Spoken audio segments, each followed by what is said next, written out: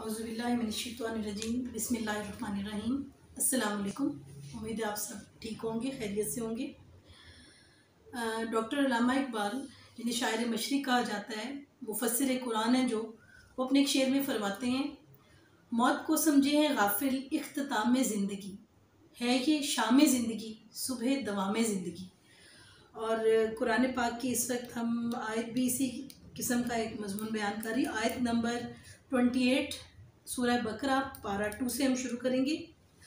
तुम अल्लाह के साथ कैसे कुफ्र करते हो, हालांकि तुम मुर्दा थे, उसने तुम्हें ज़िंदा किया, फिर तुम्हें मार डालेगा, फिर ज़िंदा करेगा, फिर उसी की तरफ लौटाए जाओगे। यहाँ अल्लाह ताला इंसान को बता रहा है कि वो कुछ भी नहीं था, अदम से अल्लाह ताला ने उसको पैदा किया, उसको दुनिया का कुछ भी नहीं पता था। वो दुनिया में आता है, ज़िंदगी गुजारता है और मौत उसके इख्तियार में नहीं है। मौत का एक फ़िक्स टाइम है, कैसे आएगी, कब आएगी, और मौत के बाद फिर दोबारा ज़िंदा किया जाएगा इंसान और उसका हिसाब किताब होगा। तो ये मौत और ज़िंदगी ऐसी चीज़ है जिस पर किसी का बस नहीं चलता। तो ये सब चीज़ें इंसान के लिए निशानियाँ और हमें इस तरफ लेके जाती हैं कि हमें ये सोच हमारे अंदर पैदा हो कि कायनात को बनाने वाला, हम सब का मालिक हमसे हमें क्या हिदायत दे रहा है और हमसे क्या उम्मीद रखता है। इस आयत में 2 मौत और 2 ज़िंदगी का जिक्र है। इस दुनिया में आने से पहले अल्लाह ताला ने हज़रत आदम अलैहिस्सलाम के साथ क़यामत तक आने वाले इंसानों को एक ही बार पैदा कर दिया। हम दुनिया में किसी वक्त भी पैदा हुए और क़यामत तक हर कोई अपने अपने वक्त पर आएगा। तमाम रूहों को अल्लाह ताला ने आलम अरवाह में हज़रत आदम अलैहिस्सलाम के साथ पैदा किया और उनसे अहद लिया कि गवाह रहना कि मैं तुम्हारा रब हूँ, तुम्हें मैंने पैदा किया है। इसका तकाजा ये है कि मेरी हदायत पे अमल करना, जब मैं अपने अम्बिया को अपनी किताबें हदायत देकर भेजूँ। तो वो ज़िंदगी जो हमें आलम अरवाह में मिली, उसके बाद अल्लाह ताला ने एक गहरी नींद तमाम रूहों को सुला दिया। तो वो पहली मौत थी कि रूहों को अल्लाह ताला ने पैदा किया और उनको गहरी नींद सुला दिया, वो पहली मौत थी। उसके बाद यहाँ इस आयत में 2 मौत और 2 ज़िंदगी का जिक्र है। पहली ज़िंदगी का ताल्लुक़ आलम अरवाह से है। अल्लाह ताला ने जब हज़रत आदम अलैहिस्सलाम को पैदा किया तो तमाम नौ इंसानी को, क़यामत तक आने वाले तमाम इंसानों की रूहों को अल्लाह ताला ने पैदा कर दिया और उनको एक लंबी नींद सुला दिया। ये पहली मौत है। उसके बाद अल्लाह ताला जब दुनिया में ज़मीन पर इंसानों को पैदा करता है तो ये पहली ज़िंदगी है। फिर जब हम अपना मुकर्रर वक्त गुजार कर मर जाते हैं तो ये दूसरी मौत है। एक मौत वो है जो आलम अरवाह में हुई, दूसरी मौत वो है जो दुनिया में हुई। उसके बाद अल्लाह ताला हमें आलम महशर में दोबारा ज़िंदा करेगा और जिस्म के अंदर रूह को डालेगा, वो हमारी दूसरी ज़िंदगी होगी। इस तरह से इस आयत में 2 ज़िंदगी और 2 मौत का जिक्र है। आयत नंबर 29, वो अल्लाह जिसने तुम्हारे लिए ज़मीन की तमाम चीज़ों को पैदा किया, फिर आसमान की तरफ कसद किया और इनको ठीक ठीक 7 आसमान बनाया और वो हर चीज़ को जानता है। लेकिन यहाँ पर अल्लाह ताला हमें निज़ाम कायनात पर गौर करने का सबक दे रहा है कि अगर हम कायनात के एक निज़ाम पर गौर करें और कुरान पाक पर गौर करें तो हम इस नतीजे पर पहुँचेंगे कि कायनात को बनाने वाला और इस कुरान को नाजिल करने वाला एक ही खुदा है।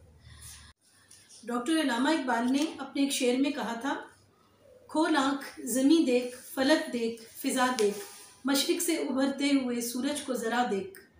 तो अल्लामा इकबाल को आपको पता है, इसीलिए उनको मुफस्सिर कुरान कहते हैं कि कुरान पाक की बहुत सारी आयात हैं जिनको पूरी एक जो मैसेज है वो इनका अशार में समअप किया गया है। तो अगर हम गौर करें तो कायनात को बनाने वाला वो एक ही सिस्टम पे बना रहा है जिस पे वो एक एक ज़र्रे को बना रहा है। एक ज़र्रे को अगर देखें तो उसका सिस्टम ये है कि सबसे छोटा ज़र्रा, इंडिविजिबल ज़र्रा एटम है। हर चीज़ें, हम खुद, पौधे, लिविंग चीज़ें, नॉन लिविंग चीज़ें एटम से बनी। उनका आखिरी पार्ट जो सबसे छोटा है वो एटम है। एक एटम में सेंटर में न्यूक्लियस होता है, उसके इर्द गिर्द इलेक्ट्रॉन घूम रहे होते हैं। जो तरतीब एक ज़र्रे की है वही तरतीब पूरी कायनात की है, वही तरतीब हमारे सोलर सिस्टम की है। सूरज है और उसके इर्द गिर्द 8 प्लैनेट्स घूम रहे हैं जिसमें एक ज़मीन है। और फिर सूरज एक स्टार है, एक सितारा है और सूरज की तरह के बहुत सारे स्टार्स मिलकर गैलेक्सीज बना रहे हैं। अगेन वो गैलेक्सीज में सारे स्टार्स एक एक्सिस के गिर्द घूम रहे हैं, यानी एक सेंटर है और उसके गिर्द घूम रहे हैं। ये चीज़ हमें बताती है जब बनाने वाला एक है तो सारा निज़ाम में एक रिदम है, वही सिस्टम उसने एक ज़र्रे का बनाया है। और फिर यहाँ पर ठीक ठीक 7 आसमानों का जिक्र है, और 7 का वर्ड ऐसा है जो कुरान पाक में, हमारी दुनिया में, हमारे रूहानी निज़ाम में, इस किताब में, अल्लाह के कलाम में और कायनात में जगह जगह नज़र आ रहा है। आप देखें कि अगर 7 को देखें तो सूरत फातिहा की आयत 7 हैं। 7 का डिजिट सूरह बकरा में पहली बार आया है, और ये अभी हम पढ़ रहे हैं, अभी मैंने बताया आयत नंबर 29 में आया है। इससे पहले की आयत 28 है, यानी जो पहली बार ये वर्ड हुआ तो उससे पहले 28 आयत भी 7 का मल्टीपल है। आखिरी बार जो 7 का डिजिट आया है वो सूरतुल नबा में आया है, और इस सूरत में आयत नंबर 12 में आएगा। अभी हम इंशाल्लाह जब आगे पढ़ेंगे तो आयत नंबर 12 में आया। इस सूरत में टोटल आयत 40 हैं, और 12 आयत के बाद जो बचती हैं वो भी 28 हैं, यानी 7 का मल्टीपल है। फिर आसमानों का जिक्र जब आया, उसके दरमियान की आयत जो है वो टोटल 7 का मल्टीपल है। यानी बात डिजिट्स की नहीं है, बात यह है कि इतना रिदम के साथ, इतना सिस्टमेटिक कलाम सिर्फ़ और सिर्फ कोई बहुत बड़ी हस्ती बना सकती है, ना इंसान, ना जिन, ना कोई और मखलूक।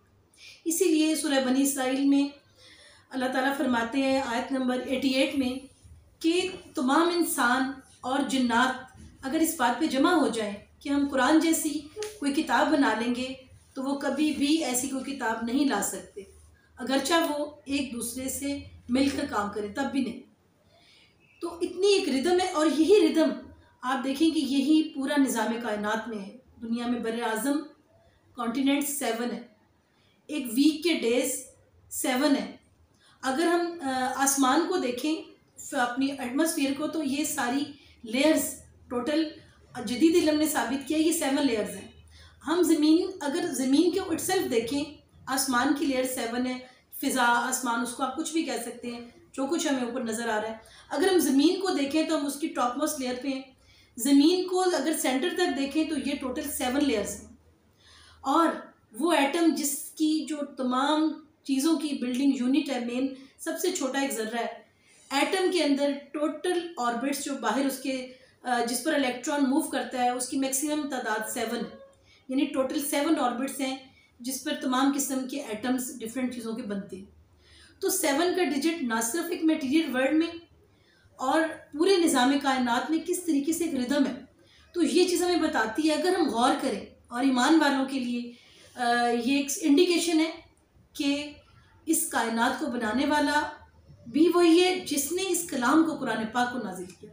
तो ये अल्लाह की किताब है, ये किसी इंसान के बस में नहीं कि वो एक मीनिंग के साथ एक ऐसा रिदम क्रिएट कर सके। और जब तेरे रब ने फरिश्तों से कहा कि मैं ज़मीन में खलीफा बनाने वाला हूँ, तो उन्होंने कहा ऐसे शख्स को क्यों पैदा करता है जो ज़मीन में फसाद करे और खून बहाए, और हम तेरी तस्बीह, हम और पाकीज़गी बयान करने वाले हैं। अल्लाह ताला ने फरमाया जो मैं जानता हूँ तुम नहीं जानते। यहाँ अल्लाह ताला फरिश्तों के पास अपना ये इरादा उनके साथ गुफ्तगू में है। अल्लाह ताला बयान कर रहा है कि मैं इंसान को बनाने वाला हूँ। इस पर आप सोचते होंगे फरिश्तों ने क्यों ये कहा कि आप एक ऐसे मखलूक बनाएंगे जो फसाद करेगा। उसकी वजह यह है कि अल्लाह ताला इंसान से हज़ारों साल पहले जिन्नात को बना चुका था। ज़मीन पर, ज़मीन आबाद थे जिन्नात आपस में लड़ते झगड़ते फसाद करते थे। इस पर फरिश्तों ने ये कहा कि अब भी कोई मखलूक आएगी तो वो भी क्या फसाद और लड़ाई झगड़ा करेगी। इस पर अल्लाह ने बताया कि जो मैं जानता हूँ वो आप नहीं जानते। और अल्लाह ताला ने आदम को तमाम नाम सिखाकर इन चीज़ों को फरिश्तों के सामने पेश किया और फरमाया अगर तुम सच्चे हो तो इन चीज़ों के नाम बताओ। फिर अल्लाह ताला ने आदम को तमाम चीज़ों के नाम बताए। मीन्स कि अल्लाह ताला ने हज़रत आदम अलैहिस्सलाम में एक कैपेसिटी रखी, इंसान जो बनाया था उसमें इल्म की एक कैपेसिटी रख दी, और उन्होंने तमाम चीज़ों के नाम, नोमेनक्लेचर सीख लिया। यानी हर चीज़ का एक दूसरे से डिफरेंस, नोमेनक्लेचर और नाम में हर चीज़ आ जाती है। जब आप नाम बता सकते हैं तो आप उसको डिफ़र कर सकते हैं, इसका मतलब है उसको जान सकते हैं। और फिर अल्लाह ताला ने यही चीज़ें फरिश्तों के सामने रखी।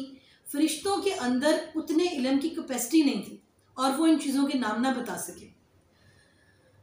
इन सब ने कहा, ए अल्लाह तेरी ज़ात पाक है, हमें तो सिर्फ उतना इल्म है जितना तूने हमें सिखा रखा है, पूरे इल्म और हिकमत वाला तो तू ही है। यानी अल्लाह ताला ने इंसान को जो बुलंद मुकाम दिया, फरिश्तों पर भी, जिन्नात पर भी, अशरफ अल मखलूक़ात का जो उनको स्टेटस दिया, उसकी वजह उसका इल्म है, ताकि वो अच्छाई और बुराई को पहचान सके, चीज़ों की हकीकत को जान सके, सच्चाई के रास्ते पर चल सके।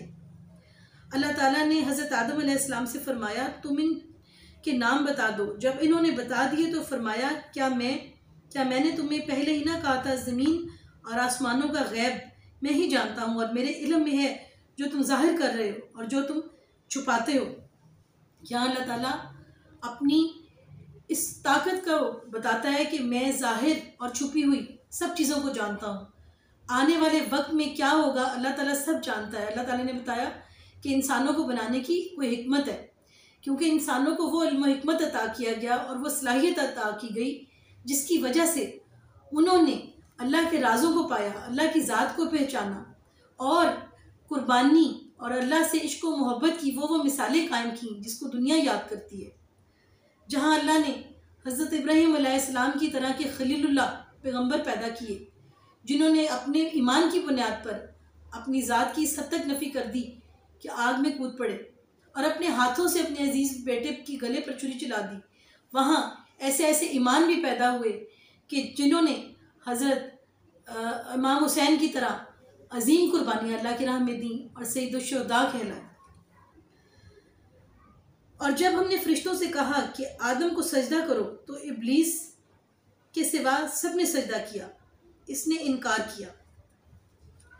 अब देखिए, ये इब्लीस जो है ये फरिश्तों के साथ, फरिश्तों के ग्रोह में ही ये था और अल्लाह ताला ने फिर अपने पूरे फरिश्तों को कहा कि आदम को सजदा करो। इब्तदाई शरीयतों में सजदा ताज़ीमी की इजाज़त थी, बाद में ये ममनू हो गया था। तो तमाम फरिश्तों ने सजदा किया, इब्लीस के अलावा उसने इनकार किया। इब्लीस ने इसलिए इनकार किया कि इब्लीस फरिश्ता ना था। फरिश्तों में तो गुनाह की टेंडेंसी होती नहीं है, अल्लाह ताला ने उनको अहकामात को मानने के लिए पैदा किया है, जबकि जिन्नात में ये टेंडेंसी होती है। फरिश्ता वो फरिश्ता नहीं बल्कि एक जिन था और इसका नाम अज़ाज़ील था। अपनी इबादत की वजह से उसको अज़ाज़ील इज़्ज़त वाला के नाम से पुकारा जाता था, लेकिन उसने तकब्बुर किया और काफिरों में से हो गया, यानी अल्लाह का इनकार करने वालों में से। तो कायनात का पहला गुनाह तकब्बुर है।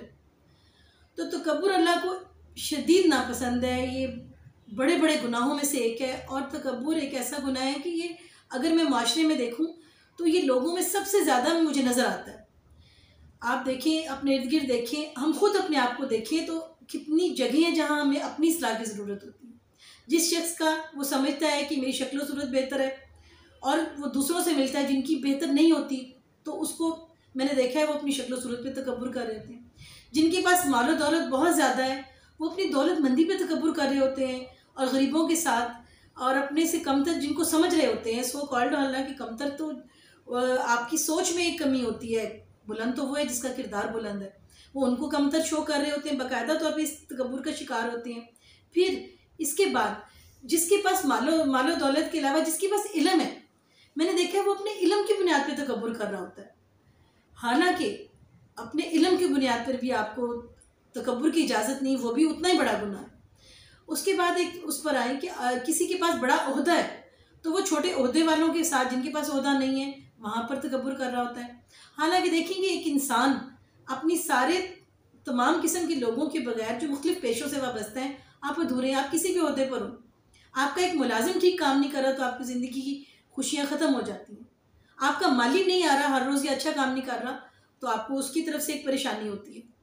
आपके कोई ऑफिस में आपकी सही तरह से आपके लिए ओबीडियंस नहीं कर रहा या कोई तंग कर रहा है तो आप एक टेंशन का शिकार हो जाते हैं। इवन आपका टेलर आपके लिए कपड़े सही नहीं सी रहा तो आप परेशान हो जाते हैं। हमें हर कदम पर मुख्तलिफ लोगों को की मुख्तलिफ पेशों के लोगों की ज़रूरत होती है और ये अल्लाह ताला ने एक टीम वर्क बनाया है और हम एक दूसरे की खुशियों का बायस बन रहे होते हैं। ये सिर्फ एक अल्लाह की एक काम की डिवीजन है, कोई कुछ कर रहा है कोई कुछ कर रहा है, और कौन अल्लाह के नज़दीक क्या मुकाम रखता है ये राज तो अल्लाह के और बंदों के दरम्यान है, हम तो उसको फैसला नहीं कर सकते। फिर आप देखिए एक और तकब्बुर है कि लोग अपनी इबादत पर तकब्बुर कर रहे होते हैं। मैंने देखा है अगर कोई बहुत नेक है तो वो समझ रहा होता है कि अब जो लोग नहीं नमाजें पढ़ रहे हैं कुछ, उनको अपने से कमतर हो सकता है कि जो लोग नमाजें नहीं, यकीनन वो गलती होती है। परफेक्ट इंसान दुनिया भी रखता है, दीन भी रखता है। अगर इंसान दोनों में से एक चूज़ करता है तो वो अधूरा होता है। तो लेकिन आपको क्या पता हो कि किसी का कौन सा अमल खुदा को कितना महबूब है। तो तकब्बुर हम किसी भी हालत में नहीं कर सकते। अब हमारे पास इस वक्त टाइम शॉर्ट हो रहा है, इंशाल्लाह इस बात को हम अपनी नेक्स्ट वीडियो में आगे बढ़ाएंगे। मैं आपसे ये कहना चाहती हूँ कि इस प्रोग्राम का नाम ज़िंदगी क्या है इस सोच के साथ रखा गया है कि आप किसी भी मामले में आपका कोई भी सवाल हो आप हमसे शेयर करें कमेंट्स में, और मैं इंशाल्लाह उनके कोशिश करूँगी सबके जवाब दूँ। इंशाल्लाह नेक्स्ट मीटिंग में आपसे मुलाकात होगी। अल्लाह हाफ़िज़।